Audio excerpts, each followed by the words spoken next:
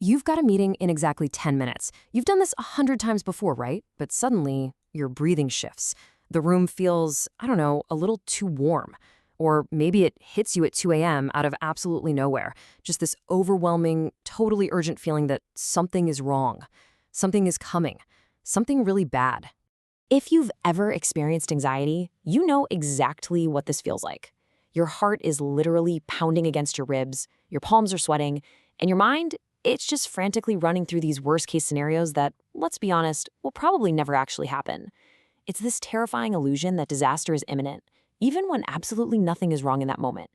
But the truth is, nothing is coming. You are totally safe. Okay, let's dive into this. Why on earth does your brain do this to you?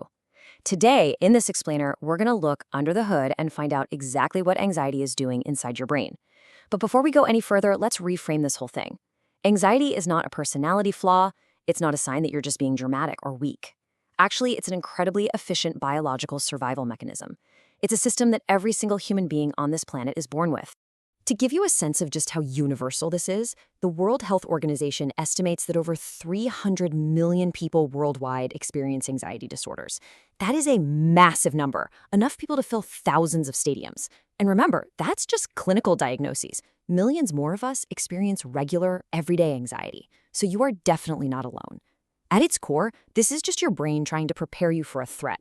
The glitch? Well, your nervous system can't always tell the difference between a real threat, like a lion chasing you, and an imagined one, like a presentation in front of your boss or some difficult conversation you keep putting off. To your brain, those things can feel equally dangerous. Now, what's really interesting about this slide is the stark contrast we see when neuroscientists study anxious brains.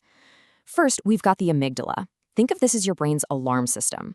In people with anxiety, it becomes like that highly annoying broken car alarm down the street that just goes off every time a leaf blows past, even when no one is actually breaking in. On the flip side, we have the prefrontal cortex. This is the rational thinking part of your brain that usually chimes in to say, hey, this isn't actually dangerous. But in anxious brains, the connection between these two areas is weakened. The logic center literally struggles to override that blaring alarm. That's exactly why you can logically tell yourself, I know I'm being irrational, and still feel completely terrified. Logic alone just doesn't cut it. And honestly, the impact goes even deeper. The third crucial region we need to talk about is the hippocampus. This is the part of your brain that stores and contextualizes your memories. Normally, it's great. It helps you remember that similar situations in the past turned out totally fine. But chronic anxiety, along with chronic stress and trauma, actually shrinks the hippocampus over time. Let that sink in. That is profound. Because of this, anxious brains literally have a harder time accessing reassuring memories and a much easier time accessing fearful ones. Your brain essentially becomes biologically biased toward expecting the worst. So, let's look at the chemistry driving this massive physical takeover. The second your amygdala perceives a threat, it triggers your brain's command center, the hypothalamus. The hypothalamus then immediately signals your adrenal glands to release an absolute flood of chemicals. First up is adrenaline, and man, that hits instantly. It spikes your heart rate, makes your breathing shallow, and tenses up your muscles. Blood literally rushes away from your organs to your limbs so you can run or fight. Then comes cortisol, the stress hormone. It's a bit slower and heavier, but it's long-lasting. It sustains that state of high alert, which, as you can guess, eventually causes total exhaustion, sleep disruption, and terrible brain fog. And finally, we have GABA. This is your brain's natural calm-down signal. It's built-in braking system. But research shows that anxious brains actually have noticeably lower GABA activity. Basically, the brakes just aren't working as well as they should be. And this brilliantly illustrates how anxiety actually rewires your brain over time. Dr. Joseph Ledoux, a leading neuroscientist who has spent decades studying fear, describes this as fear learning. It basically goes like this. A trigger happens, the alarm sounds, you have a massive physical response, and then, quite naturally, you avoid the situation. But here's the catch. Every single time you complete this cycle by choosing avoidance, that neural pathway gets a little bit stronger. Your brain learns, wow, that situation was super dangerous. Good thing we avoided it. Over time, your list of dangerous situations just keeps growing, and your brain becomes incredibly efficient at being afraid, simply because it's been practicing. But hey, here is the incredible flip side to that exact same science: neuroplasticity. This is your brain's ability to rewire itself based on repeated experience.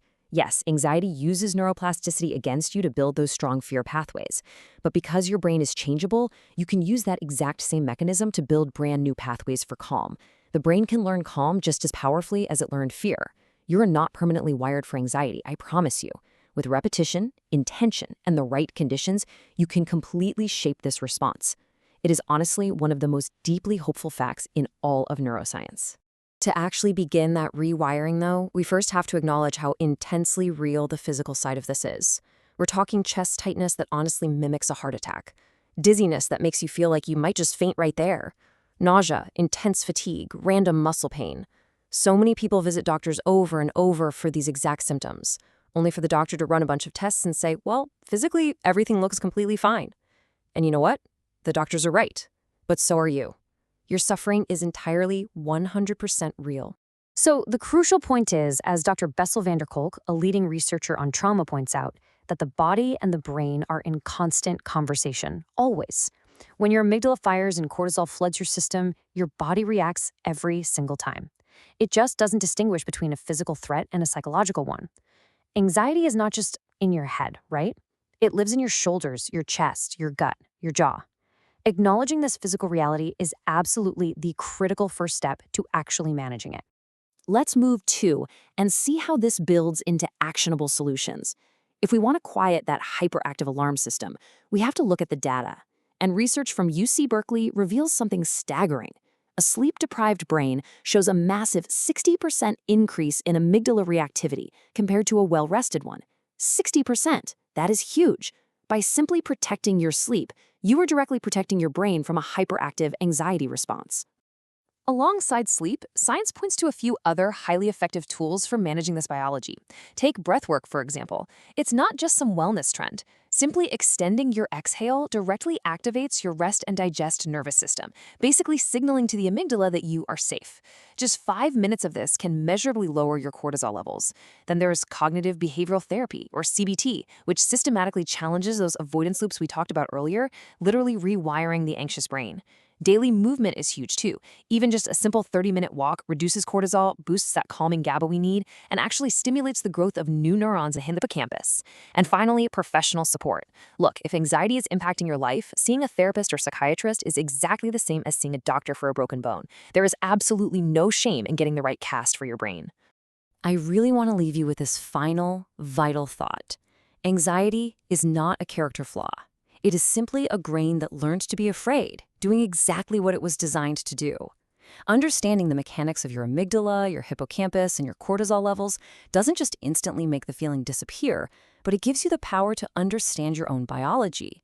It transforms anxiety from this mysterious monster that's controlling you into a biological system that you can actually learn to work with, soothe, and eventually rewire. So as we wrap up this explainer, I want you to take a second and think about your own neurobiology. Does your anxiety feel more physical, living in your chest and your tense muscles? Or does it feel more mental, just racing endlessly through your prefrontal cortex? Understanding your own unique pattern is the very first step to changing it. Thank you so much for joining me for this look into the inner science of the mind. Take care of yourself out there and keep learning.